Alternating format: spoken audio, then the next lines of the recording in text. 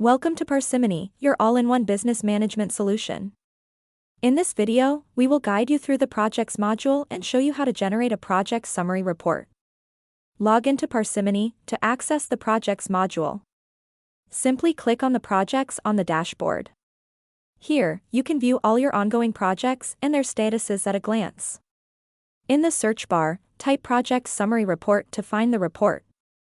In the Report Criteria section, you can filter the report based on various parameters such as company, status, project type, and priority. Make sure to specify your criteria to tailor the report to your needs. Here is your project summary report, displaying key information such as project names, statuses, tasks completed, start and end dates. After setting your criteria, click on the menu button on the top right corner. Here, you can export the file by Excel of CSV format and click Download, or select the print option and click the Submit button. You can easily get this report for further analysis or sharing with your team.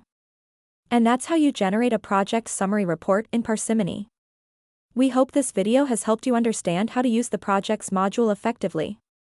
Stay tuned for more tutorials on optimizing your Parsimony experience.